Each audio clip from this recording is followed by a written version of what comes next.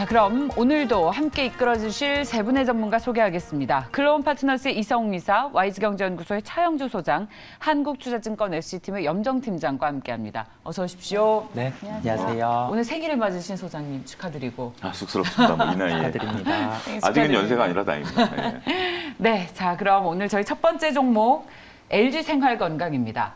자, LG생활건강은 중국에서 방역 규제를 대폭 완화한다는 소식에 우리 화장품도 그렇다면 중국에서 소비가 좀 늘지 않을까라는 기대감이 반영을 하고 있는 것 같습니다. 오래간만이죠. LG생활건강 이렇게 많이 오르는 것은 7만 원 선을 넘어선 주가의 흐름 나타나고 있습니다. 5%의 상승이네요. 시장 대비 굉장히 강합니다. 자, 이 중국에서 우리 화장품이 정말 인기를 끌었었는데 이게 계속될까? 경쟁이 심화될 것이라는 우려를 지울 수 없었습니다. 그런데 이런 걱정들을 좀 해소할 수 있는 재료일지 세 분께서는 LG생활건강을 비롯한 화장품 주식에 대한 투자 의견 어떻게 가져가시는지 궁금한데 이성웅 이사가 세모고요. 차영주 소장과 염정팀장께서는 X입니다. 화장품 주식에 대한 투자 의견 뭐 그렇게 호의적이지 않네요. 자, 그렇다면 염정팀장께 가장 먼저 여쭤보고 싶습니다. 우리 일전에도 한번 화장품 관련주 이야기를 했던 것 같고요. 비슷한 주제였던 것 같긴 합니다. 일단은 뭐 중국의 방역 완화에 대한 부분으로 오늘뿐 아니고 사실 좀 최근에 반등세가 올라오긴 했는데 저는 이 부분은 그런 중국에 대한 효과라기보다 저가 매수에 대한 심리로 매수가 들어왔다라고 좀 생각을 하고 있고요. 여전히 LG생활건강에 대한 전망치에 대해서는 여전히 저는 아직은 좀 호의적으로 좀 돌아서긴 힘들다라고 보고 있습니다. 일단은 LG생활건강의 LG생활건강 기존의 주 매출사였던 중국 시장에서의 사실 입지가 계속해서 줄어들고 있는 상황이고 그 중국 내에서의 뭐 라이브 커머스에 대한 확대라든지 그리고 이제 유통 채널에 대한 좀 변화가 있음으로 인해서 LG생활건강의 매출처가 사실은 많이 줄어든 상태인 것이고요. 지금 이런 부분을 사실 빠르게 좀 개선을 해야 되는 부분이 있는데 LG생활건강이 뭐 지금 뭐 디지털 강화라든지 뭐 신제품에 대한 라인업을 좀 확대한다라고는 되어 있지만 이런 부분으로 기존의 이제 중국 시장을 다시 재공략하는 데에는 좀 시간이 걸리거나 이런 부분에 대해서는 사실은 아직은 좀 그런 부분에 대해서는 아직은 어떤 좀 확신을 갖기엔 좀 힘든 구간이 아닌가라고 생각하고 있고요.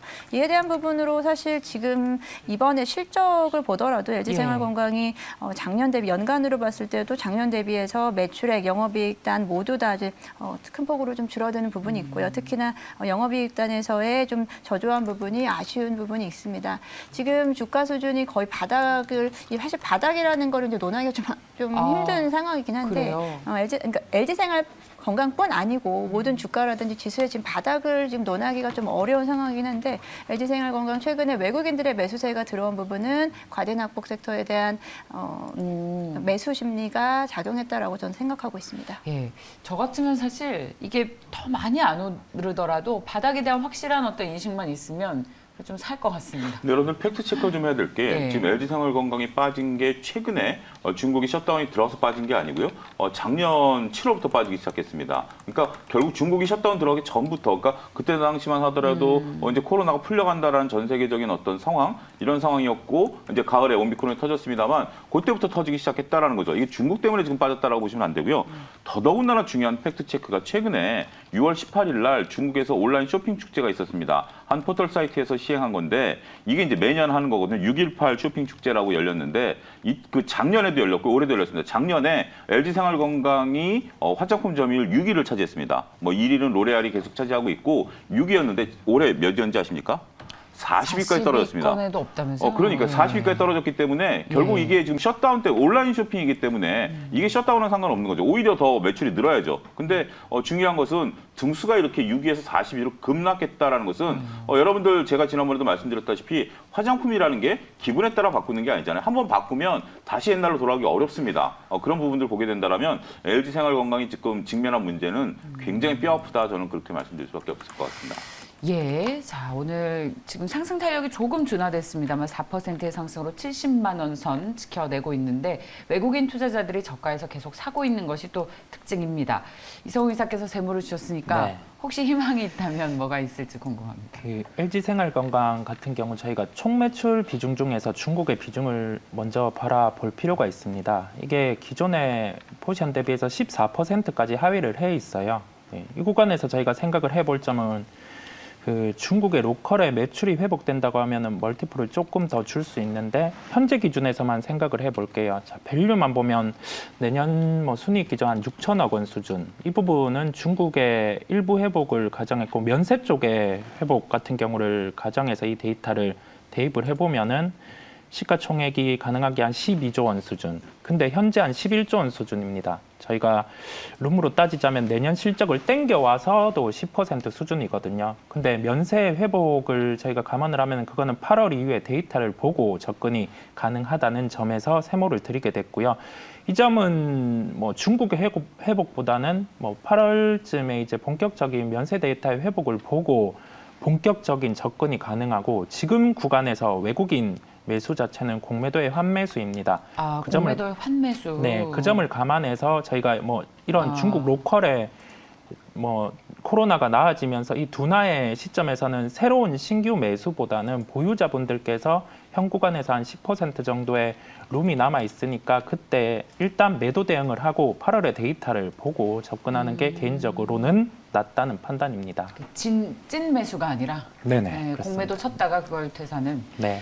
LG 예. 지금 뭐 LG생활건강뿐만 아니라 그 게임 엔터주들도 예. 금요일 날, 월요일 날 급등했던 게 결국 공매도 그 쇼크본이 들어온 거거든요. 예. 그러니까 우리가 수요일, 목요일 날 뉴스 체크해 보면 게임 엔터주의 공매도가 어마어마하게 쌓여있다, 사상 최대다 이거는 뉴스가 있었고 그게 이제 급반등했던 거기 때문에 지금 그런 어떤 상황들의 어떤 그 수급 논리 이것도 좀 파악이 필요하지 않을까 덧붙여서 말씀드릴게요. 그렇군요. 진짜 매수인지 아니면 이 공매도를 쳤다가 이제 쇼커버링이 들어오는 건지 확인해야 할 필요가 있는데 그런 의미에서 LG생활건강의 외국인 매수는 뭐 이 기업을 좋게 보고 사는 것이라고 보기에는 힘들다라고 그렇습니다. 해석을 해보겠습니다. 많이 빠졌지만 빠질만하다. 저가 매수를 여쭤봤더니 그건 아니다라는 세 분의 의견 일치했습니다.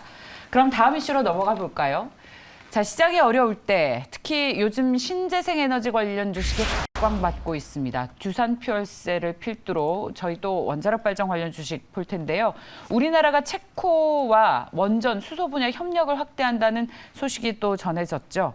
자, 시장이 어려울 때 특히 반사이익을 노리는 이 주식. 그럴 뿐만 아니라 신재생 에너지 산업에 대한 어떤 관심이 더 높아지고 있습니다. 유가가 계속 사상 최고치 경신하고 있기 때문인데 세 분께 여쭤봤습니다. 두산 퓨얼셀을 비롯한 원자력 발전 관련 주식 매수의 기회로 보십니까? 자, 이성우 이사와 차영주 소장께서는 세모, 염정팀장께서는 기회다라는 의견 주셨습니다. 먼저 염정팀장께 네. 여쭤보겠습니다. 두산퓨얼셀 뭐 그린 수소 관련된 이슈로 질문이 나왔고요. 사실 신재생 에너지에 대한 뷰 자체는 지금 시장에선 어쩔 수 없이 국제유가의 상승이라든지 계속해서 이제 이런 글로벌 시황 차원에서 봤을 때는 국제유가가 쉽게 이렇게 좀 자리를 잡고 좀 안정화 찾기에는 좀 어려운 지금 상황이고 지금도 사실 좀 예민하게 지금 시장에선 움직이고 있다라고 생각하고 있는데요. 신재생 관련된 에너지 쪽이 사실은 조금 주춤했다가 다시 지금 재부각을 받고 있고 오늘 같은 경우에도 뭐 풍력 쪽이 지금 가장 강한 흐름을 보여주고 있고 뭐 태양광은 역시나 지속적으로 지금 상승세를 유지하고 있는데 이에 따른 부분으로 수소 에너지라든지 수소 경제와 관련된 부분도 같이 주목을 받는 차원이다라고 생각하고 있습니다. 두산퓨얼셀이 오늘 좀 지목이 된 부분은 아마 수소 관련된 이슈로 좀 말씀을 하신 것 같은데 뭐 한국과 호주의 정상회담을 통해서 뭐 그린 수소 동참에 대한 이야기가 나오고 있지만 사실은 아주 구체화된 이야기라기보다 앞으로 그런 식으로 같이 협력을 해 나가자라는 이야기 그리고 뭐 현대차 관련된 이슈도 뭐 체코와의 수소 경제에 대한 수소 모빌리티에 대한 부분을 구축을 하자라는 부분은 결국은 현대차의 수소 기술 기술력을 첼코 쪽에 어느 정도 좀 같이 공유를 한다거나 그에 대한 부분을 좀 기반 산업을 좀 구축을 해주겠다는 내용이기 때문에 아직은 좀 구체화된 내용은 사실 좀 없습니다. 역시나 수소 쪽은 사실 우리가 아직도 좀 접근하기 어려운 부분이 어느 방향으로 사실 포커스를 맞춰야 될지도 어려운 상황에서 막연하게 수소 쪽에 대한 부분을 어떤 가능성을 이야기한다기보다 저는 신재생 에너지의 지금 시장에선 탑픽이 되기 때문에 관련해서 지금 뭐 태양광 그리고 풍력 그리고 수소까지 이어지는 흐름 자체에서 오를 들인 부분이 있습니다. 예.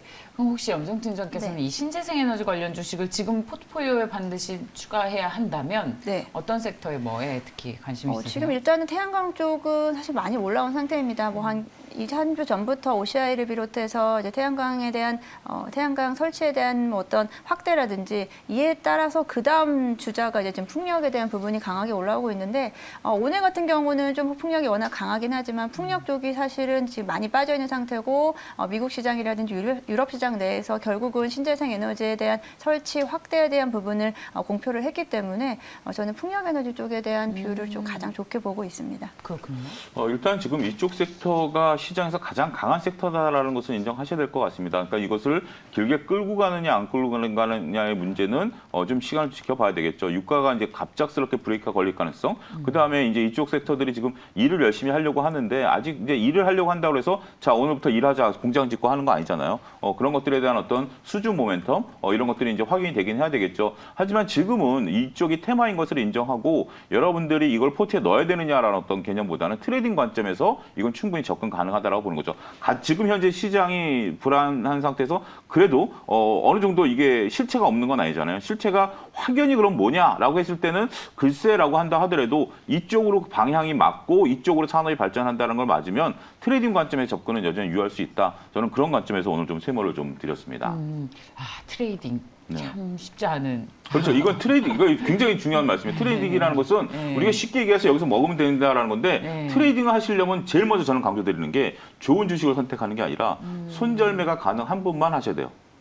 어떤 종목을 하든지 간에 이게 테마라는 것을 항상 멈춰버리거든요. 우리가 조금 전에 있었던 테마들 생각해 보시면 뭐 무상증자 테마들 뭐 이런 것들 지금 다 멈췄잖아요. 그때 과연 손절매를 못하면 내가 어떻게 됐을까라는 생각에 그렇죠. 이 트레이딩이라는 것은 참 쉬운 어려운 이런 말이 아닌가 싶습니다. 네.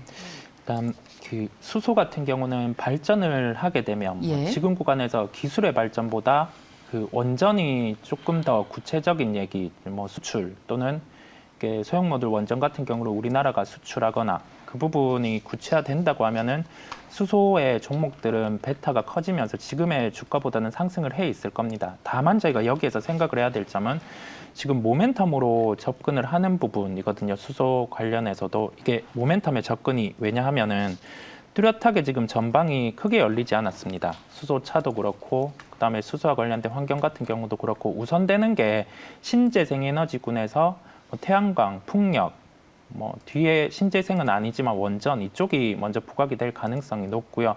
그다음에 풍력 같은 경우는 저는 논외로 보고 있습니다. 주가는 강할 수 있으나 베타 쪽으로 그렇게 붙을 수 있으나 저는 논외. 왜냐하면 실적이 뚜렷하게 보이지 않고 신재생 중에 아주 제한적으로 저는 보고 있습니다. 밸류가 싼 OCI인데 지금 당장은 매수를 하지 않을 겁니다. 그다음에 그 모듈 중에서도 지속 말씀드린 현대에너지 솔루션 그 두 종목을 보고 있고요. 자, 여기에 대해서 접근 자체는 어제와 똑같습니다. 생각을 한 거 중국이 폴리실리콘에 대한 생산 자체가 지금 수출이 막혀 있다 보니까 제한적입니다. 그렇게 해서 현재 폴리 가격은 한 $30 수준, 기존의 $10, 평균 10에서 $20 수준. OCI가 증설과 관련된 이슈가 있다가 폴리가 $10 수준으로 하락을 하면서 주가가 한번 꺾였습니다.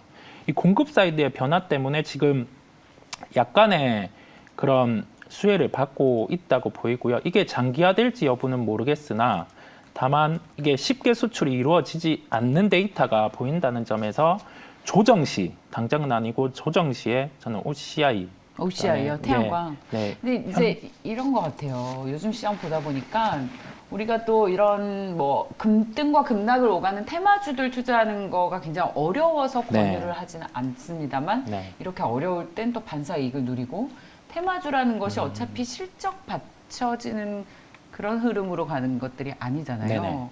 그런 가운데에서 가장 강한 테마에 투자하는 것도 뭐 용돈벌이 차원에서 좋을 수 있다라는 생각도 하는데 이런 가운데 오늘도 보니까 원자력 발전 관련 주식은요 가장 강하고 최근에 ETF가 또 만들어지면서 수급이 들어와서 이 신재생 에너지들 가운데에서 순환매가 돌아가는데 지금 네네. 가장 확실한 건 또 원전이 아닐까라는 사견을 가지고 있습니다만 괜찮겠습니까 이런 투자 아이디어?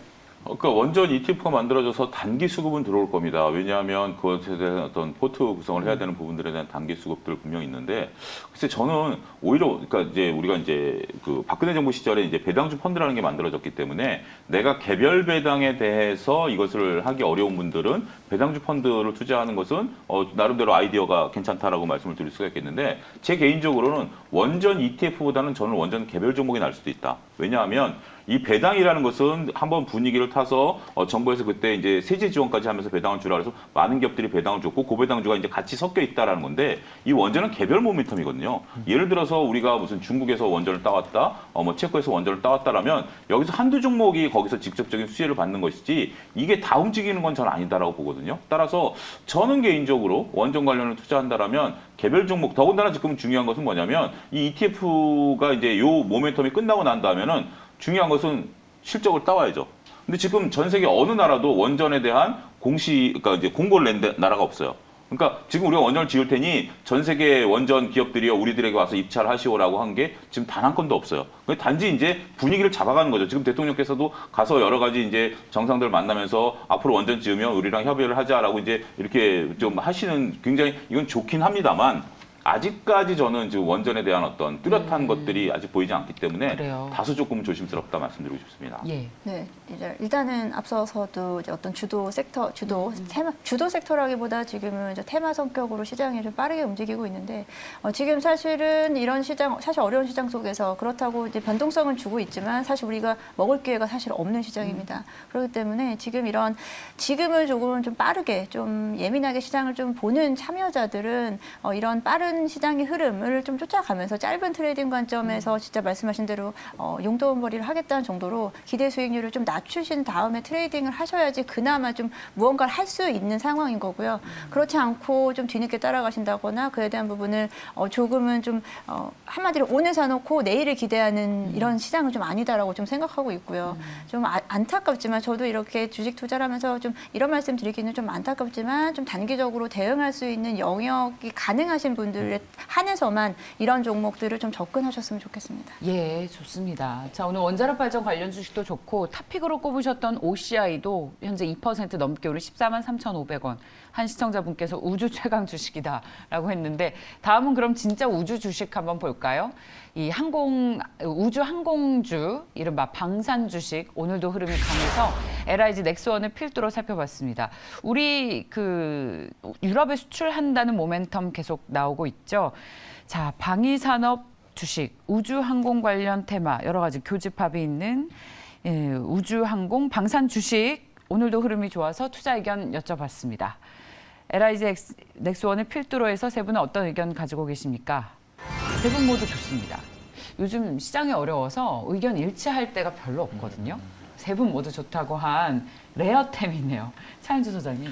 예, 이거는 뭐 제가 지속적으로 말씀드렸던 테마고, 이쪽 우리가 이제 이 여러 가지 의미를 좀 생각해 보셔야 돼요. 이 무기라는 게 더군다나 이 전쟁 때문에 또 더 불거진 면도 없지 않아 있는데, 지금 현재 문재인 정부가 해놨던 뭐 저는 뭐 공과는 분명히 있지만 나름대로 성과라고 본다라면 세계 5위의 무기 수출국을 만들어냈다라는 거예요. 이 무기라는 게 한번 들어가기가 굉장히 어렵습니다. 우리가 과거 군사정부 시절에 안 좋았었던 로비스트 문제들, 무기와 관련된 이런 얘기들이 있었던 것들이 사실이잖아요. 언론에 이제 보된 거고, 이런 어떤 무기와 관련된 것들은 상당히 이제 단순하게 제품을 만들어 파는 거와는 좀 다른 복잡한 정치적인 관계가 이제 분명 들어가 있는 건데, 그걸 뚫어놨다라는 거죠. 근데 이제 무기가 한번 들어가기 시작한다라면 인접 국가에서도 보게 되고, 이게 이제 이 무기 군사 체계가 자체가 달라져 버립니다. 이 무기를 도입했을 때 우리가 기존에 쌓았던 어떤 그 전략적인 것들 다 바꿔야 되기 때문에 이게 한번 들어가면 계속 들어간다라는 거거든요. 이런 부분들이 이제 드러나기 시작했다라는 것이 드디어 우리 K방산에 대한 어떤 비교 우위들이 나타나기 시작했다라고 보고요. 이건 하나의 저는 트리거가 된다라고 보여집니다. 지금 이제 글로벌 시장에서 여전히 가장 무기를 장악하고 있는 건 미국이죠. 미국 시장이 무기를 장악하고 있는데, 이번 LIG 넥스원이 그 노르웨이에서 독일산을 꺾은 거 아십니까? 독일하고 같이 경쟁이 붙었어요. 아, 그래요. 우리가 싸고 좋다면서요. 독일하고 붙었는데 가성비. 노르웨이 조건이 뭐냐면 예. 영하 50도에서 포가 발사돼야 되는 거예요. 거기 추우니까. 아. 근데 독일 거는 영하 50도의 조건에서 발사가 안 됐어요. 오. 근데 우리는 발사가 됐어요. 그래서 왜 니네가 어떻게 발사되냐니까 우리 철원이 그 철원. 역사적으로 가장 많이 빠질 때가 영하 55도였답니다. 이걸 가정해서 만들었기 때문에 그러니까, 예. 거기서 발사가 된 거죠. 아유, 고생하셨습니다. 그만큼 그래서. 우리가 이제 어찌됐든 우리 기술력 정말 기술진들 박수 쳐줘야 되고요. 예. 이런 것들이 이제 뚫어놨다라는 것이 이제 그다음부터는 쉽죠.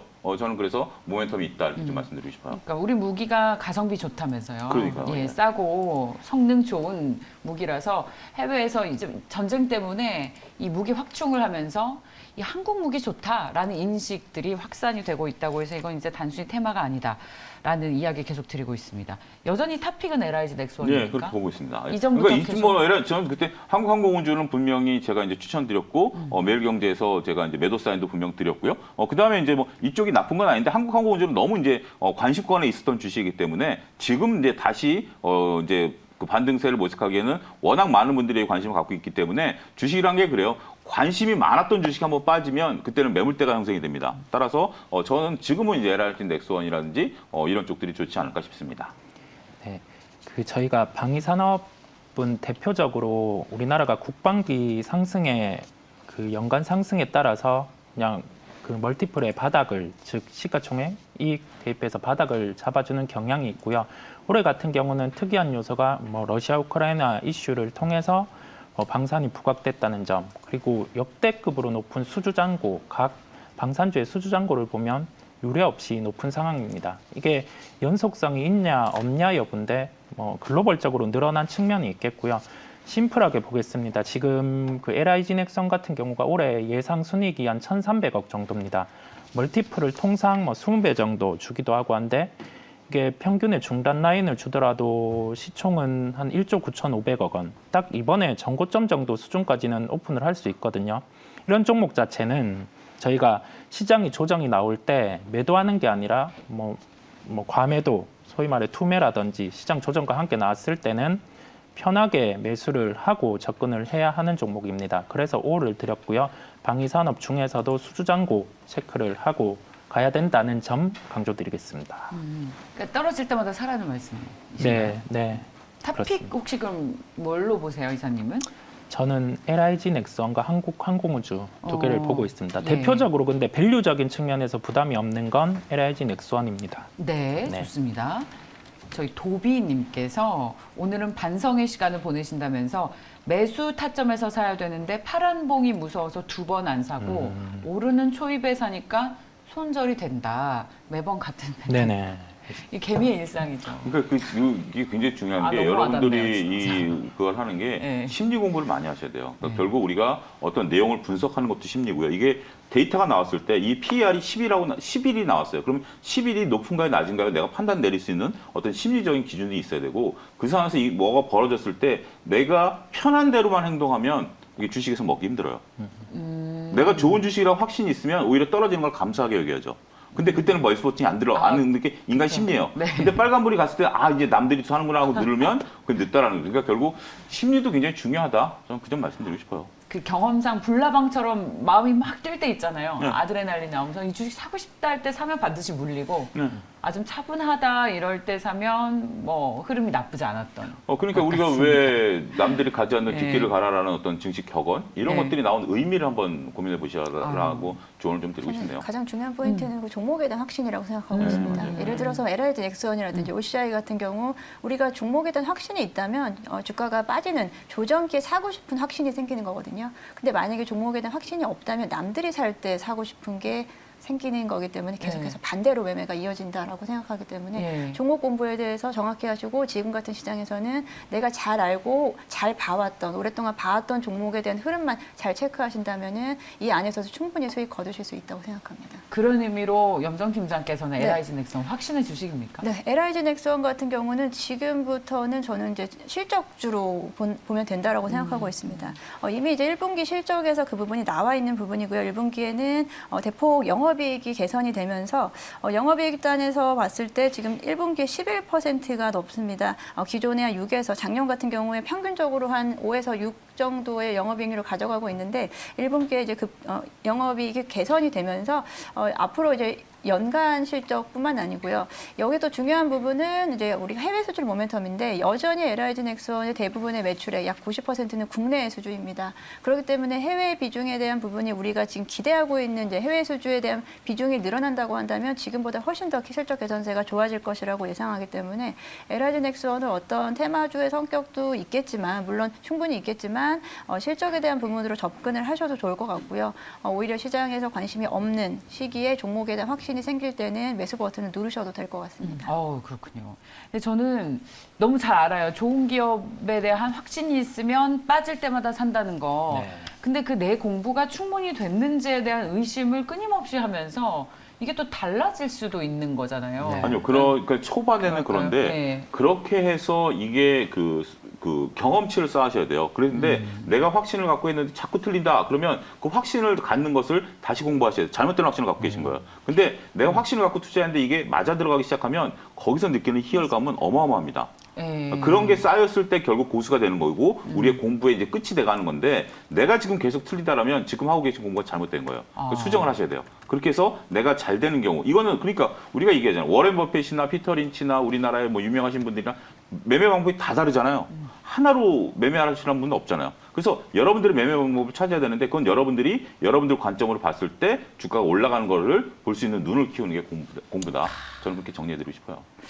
그럼 저는 한 하수와 고수가 있다면 저는 한 중하수 정도. 그러니까 이제 그 단계를 이제 밟아가는 거죠. 언젠간 오겠죠. 뭐 네. 이제 지금 노란 병아리 옷도 입으셨으니까 언젠가 성인이 되면 오시겠죠. 성인이 되면 기약하겠습니다. 자, 저희 PD님이 굉장히 웃으시는데 네. 자, 다음 이슈로 넘어가겠습니다. 자, LIG 넥슨은 세 분께서 모두 확신을 가지고 있는 주식이다라는 말씀을 해주셨고 다음은 저희 LG 에너지 솔루션입니다. 투자를 재검토한다는 소식이 이제 나왔습니다. 1조 7천억 원을 투자한다고 했는데 이걸 재검토한다는 건 그만큼 경기에 대한 인식을 악화하고 있다. 그러니까 경기에 대한 걱정을 이런 대기업도 하고 있다는 얘기로 받아들일 수 있을 것 같아서 이 뉴스가 그냥 여러 뉴스 중에 하나로 보이지가 않아서 저희 선정을 해봤습니다. 글로벌 인플레이션으로 공장 건설과 운용에 들어가는 비용이 늘어난다. 또 경기 침체되기 때문에 배터리 수요도 늘어날 것이다 라는 걱정들이 좀 있다고 하네요. 그래서 이 투자를 면밀하게 재검토하기로 했다고요. 자, LG 에너지 솔루션 기업 차원에서도 투자를 재검토한다고 했는데 우리의 주식 투자도 재검토해야겠습니까? 이성웅 이사와 염정 팀장께서는 X, 차영주 소장을 세모를 주셨습니다. 자, 어떤 의미의 X입니까?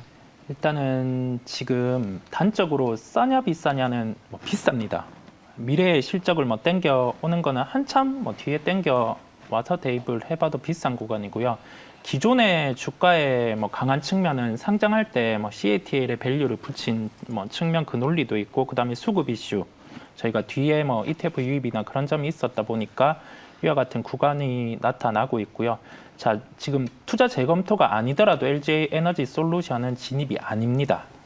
강조를 드렸던 이유가 뭐냐면 신규 상장주는 그 말씀을 드린 게 오버행을 보라고 말씀드렸습니다. 이 오버행 같은 경우는 그 IPO 즉 기업 공개 때 기관 같은 경우가 15일 미약약 1개월, 3개월, 6개월, 1년 이런 식으로 배정을 받습니다. 근데 이 6개월 같은 경우가 LG 에너지 솔루션의 상장을 비춰보면 7월 27일에 물량이 올라오게 됩니다. 미약약이 41%였고요.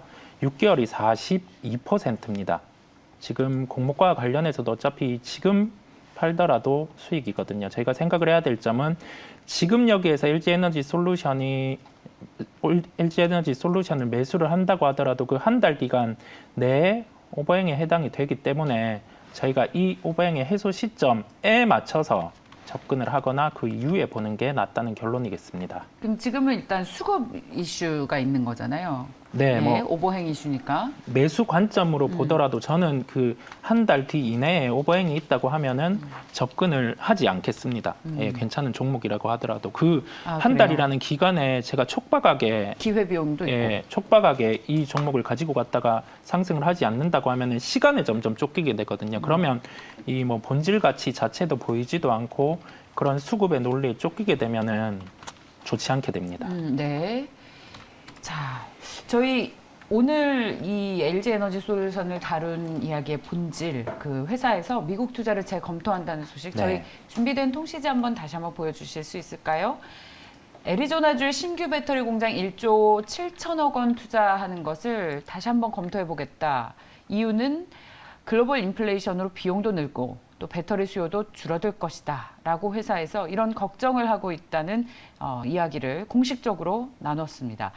자, 여기에 대해서 우리는 어떤 해석을 할 수 있을지, 투자를 재검토한다는 소식이 대기업에서 직접 나오기 시작해서 이런 흐름이 다른 기업들도 이어질 수 있을지, 이런 걱정을 또 투자자 입장에서는 하게 되는데, 차윤 소장님 뭔가 하실 말씀이? 예, 저는 제가 스몰을 드린 이유가 예. 일단은 지금 LG엔솔을 놓고 보면 이성호 이사님처럼 지금 투자할 만한 거리는 안 돼요. 밸류도 아니다. 높고 더군다나 여러분들이 긴장하셔야 되는 게 엊그제 나온 뉴스 포드가 내재화를 위해서 국내 업체들의 입찰을 받기 시작했다라는 거죠. 이게 이제 국내 업체들의 그때 이게 그 관점을 보시는 분들이 있는데 드디어 포드가 내재화를 시작을 했어요. 하는 거죠. 공식적으로 이제 세상에 알린 거예요. 그렇기 때문에 이제 LG엔솔 같은 경우는 그러니까 LG엔솔이 이제 안 좋다라는 게 아니라 결국 포드가 내재화를 시작했고 벤츠도 지금 내재화 중이고 현대도 내재화 중이기 때문에 결국은 이제 다양한 경쟁에 이제 부딪힐 수 있다라는 거죠. 근데 제가 스몰을 드린 이유는 LG엔솔을 박수 쳐주고 싶어서 스몰을 드렸습니다. 왜냐하면 우리가 이제 지금 애리조나 공장 하는 게 우리가 그 미국 대통령이 오셨을 때 뭔가 우리가 선물을 안겨주기 위해서 발표했었던 성급한 부분들이 있었어요. 근데 지금 현재 그거 발표한 지 얼마 안 됐잖아요. 근데 이거를 경영진이 걷어들였다라는 것은 대단한 용기입니다. 미국 대통령 앞에서 우리나라 대통령 앞에서 발표한 사항을 걷어들였다. 그런 것은 그만큼 안 좋다라는 어떤 반증이긴 하겠습니다만 경영진이 웬만해서는 어떤 정권의 눈치를 안 볼 수가 없거든요. 그럼에도 불구하고 우리가 실리를 따지겠다. 이거 투자해서는 우리가 남을 게 별로 없겠다. 더군다나 미국 시장에 있어서 삼성도 들어가죠. 지금 이제 SK도 다 들어가죠. 여기서 우리가 공장을 확장시켜 놨다가는 나중에 우리가 발목을 잡을 수도 있다라는 경영진의 판단을 최고 경영진이 받아들였고요. 그것에 대해서 이렇게 공표했다라는 것은 나름대로 저는 굉장히 용기 있다고 보여주고 이 점에 대해서는 저는 박수 쳐주고 싶어요. 잘했다. 회사 아닌 것은 그러니까 잘했다. 우리가 그렇잖아요. 처음에 말을 뱉어놨는데 그렇죠. 예. 이거 하겠다고 했는데 상황이 아니야. 그러면 정말 가가지고 내가 잘못했다, 미안하다, 이거 내가 상황을 잘못했다라고 얘기하는 게 용기 아니겠습니까? 그걸 그냥 발언했으니까 끝까지 끌고 가가지고 회사가 적자를 본다라는 것은 아니기 때문에 이 용기는 저는 굉장히 가상하다 말씀드리고 싶습니다. 야, 회사는 잘했다. 하지만 우리도 투자를 지금 보류를 하겠다. 네, 투자 자체에 대한 어떤 투자는 판단은 보류하겠다. 다르지만 이 결정 자체는 저는 잘했다 이렇게 판단드리고 싶어요. 네, 염전 팀장님. 네, LG에너지 솔루션 저도 사실 그 기사를 보면서 쉽지 않은 결정이다라고 생각하고 있고요. 이야기 나온 대로 뭐 인플레이션이라든지 이제 금리 조달, 그러니까 자금 조달에 대한 부분, 금리 인상에 대한 부분이 상당히 부담스러울 수밖에 없고 자금 조달에 대한 비용이 계속해서 늘어날 부분에 대해서 이런 부분에 대비해서 지금 경기 침체라든지 수요에 대한 감소, 그에 대한 소비 심리 위축에 대한 부분까지 고려한다라고 한다면 이게 과연 남는 장사냐? 그리고 말씀하신 대로 다른 기업들도 다 투자를 하기로 했고, 그리고 말씀하신 또 완성차 업계들의 내재화를 통해서 지금은 셀업체보다 소재단의 업체들이 좀 더 강한 면모를 좀 보여주고 있고요. 그런 부분에서 LG에너지 솔루션 같은 경우는 철저하게 수급에 따라서 주가가 좀 최근에 움직였습니다. 아직 상장한 지 6개월이 안 됐기 때문에 신규 상장주로도 볼 수 있겠고요. 그런 부분에서 봤을 때 아직도 이제 주가의 수준이 한동안은 이제 한 40만 원에서 2만 원 선에서 계속해서 횡보를 하고 있는 모습을 보여줬는데 가장 저점은 35만 원 정도까지가 내려갔던 순간이 있고요. 그 시기가 바로 외국인들의 수급이 끊겼던 시기거든요. LG에너지 솔루션은 철저하게 약간 외국인들의 수급과 약간 어느 정도는 좀 동행을 하는 부분이 있는데 오늘자 같은 경우는 이제 이런 뉴스를 통해서 외국인들이 또 매도로 좀 돌아선 부분이 좀 있고요. 이에 대한 수급을 좀 확인하셔야 될 부분, 그리고 말씀하신 대로 오행 이슈까지 좀 대기되어 있기 때문에 LG에너지 솔루션은 당분간은 투자 관점, 매수 관점에서는 좀 관망해야 되는 시기다라고 보고 있습니다. 야, 지금 LG 에너지 솔루션 저희 전 국민이 공모에 참여했었던 전 국민의 주식이었는데 상장한 이후에는 뭐 제대로 상승 한 번도 주지 않고 이렇게 속절없이 흘러내리다가 결국에는 이 종목 저건 별로 역사에 매력 남을 없다. 주식이라고 저는 보거든요. 그래요? 예, 왜냐하면 네. LG 화학이 LG엔솔 물적 분할을 이슈로 만든 거고요. 그래서 지금 현재 대통령 선거 이전에 많은 유력 주자들이 이 부분을 손보겠다라고 얘기할 정도로 공감대를 형성했었던 그쵸. 네. 것들이고요. 밸류가 200 PR 200배에 상장했어요.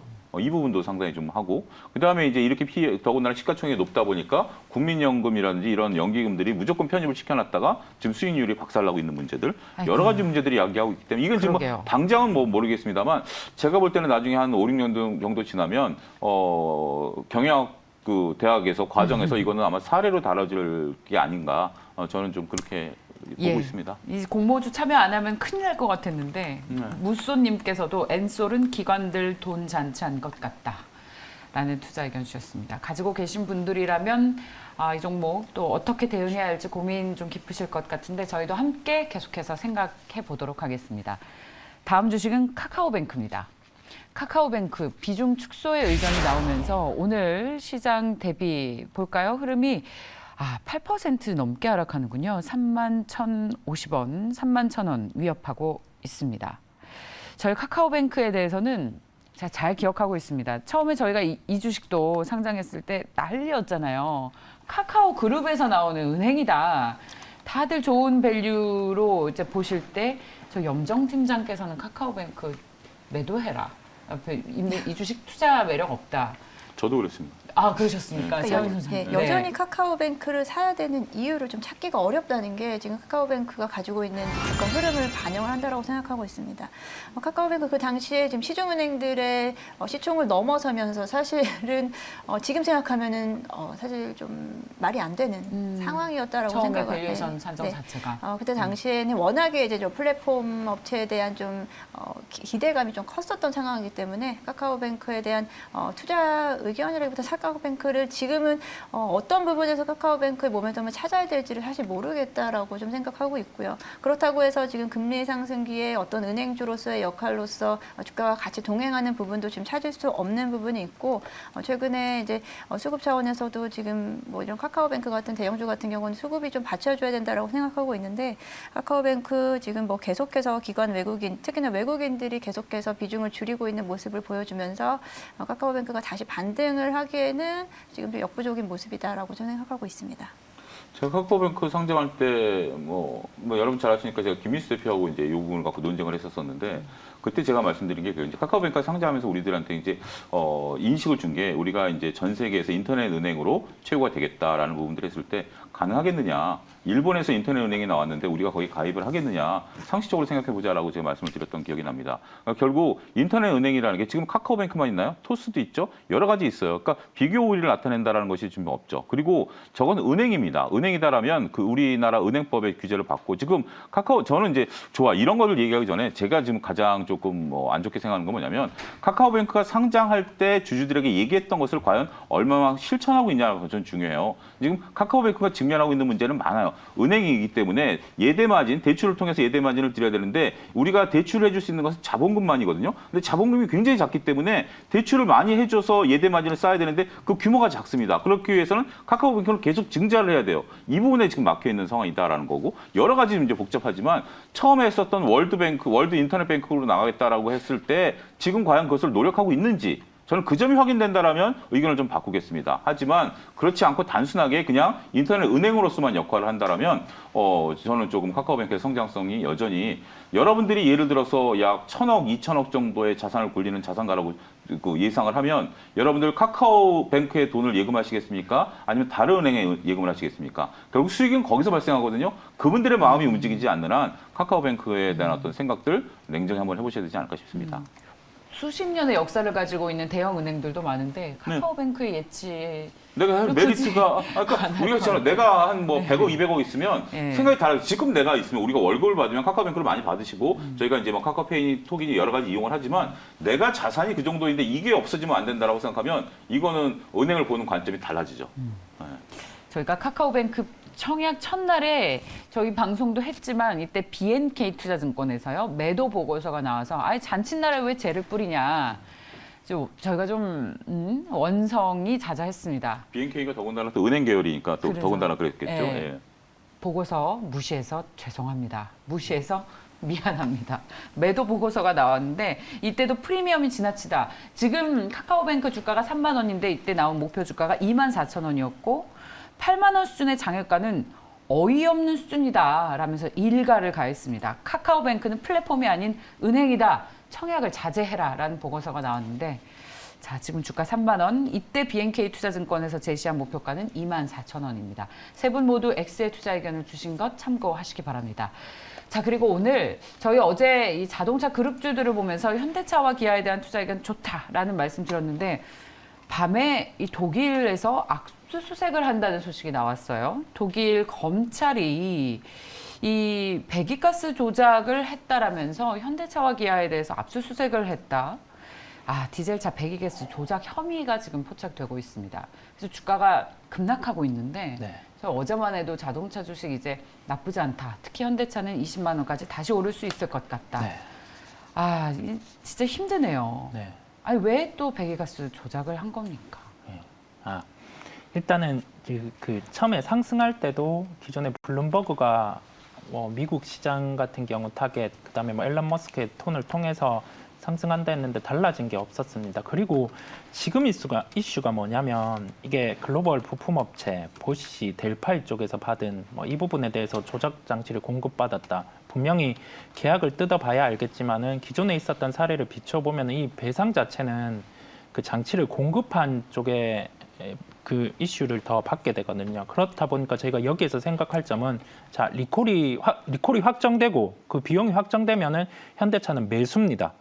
예, 지금부터 당장 매수는 아니고요. 이 보상이 어떻게 확정되는지 보고 그때 아마 이 관련된 비용이 또 책정이 될 거거든요. 기존에 책정이 됐을 때는 연간으로 또 나눠서 그 비중이 있었는데 지금의 이슈 자체는 그 장치를 공급한 쪽과 아마 현대차 이 비율 자체가 현대차가 더 낮게 나올 것이고 이 이슈로 당장은 매수는 아니고 배상금이 확정이 되는 그 국면 같은 경우는 저희가 배상금을 감안해서 이제는 매수 대응의 기회를 삼는 그 대응이 필요하겠습니다. 최이지님께서도 오늘 같은 날 현대차 살 것 같다고? 현대차 주식을 살 거면 오늘 살 것이다. 네, 저는 오늘은 안 살 것 같고요. 이게 이슈 자체가 언제나 그래요. 배상금이 통상 정해진 이 불확실성 같은 경우에 저는 매수를 하지는 않아요. 이게 왜냐하면 판결이 난 게 아니라 이 배상금 이슈 같은 경우는 또 늘어질 수가 이제 있거든요. 시작이죠, 이 뉴스가. 네, 이게 비록 오늘 반등이 나올지라도 저는 확인을 하겠습니다. 한 가지 씁쓸한 것은 그 정상이 지금 유럽에 가 있는데 그것을 독일에서 독일이 아니긴 하겠습니다만 네. 그런 부분들도 왠지 좀 씁쓸하다 싶습니다. 네. 자, 좋습니다. 독일에서 나쁜 뉴스 나온 것도 어떻게 보면 자국 자동차에 대한 보호무역 같은 느낌도 난다. 사실 이런 시각들도 있거든요. 그러니까 이게 개탄스럽습니다. 최근에 좋은 기존의 애널리스트 분들의 추정치가 이미 그 현대차에 대한 점이 반영이 됐는데 블룸버그에서 뜬구름 없는 뉴스가 나왔다가 지금은 또 반대급부로 이런 식의 뉴스와 뉴스의 연속이거든요. 그런 게 너무 아쉽습니다. 네. 좋습니다. 자, 현대차에 대해서 고민이 좀 깊어지고 있는 시점입니다. 저희 오늘 최고의 군단들과 함께 다양한 주식들에 대한 투자 전략 나눠봤습니다. 한국투자증권 LC팀 염정팀장, YG경제연구소의 차영주 소장, 글로벌 파트너스의 이성우 이사와 함께했습니다. 말씀 고맙습니다. 네, 감사합니다.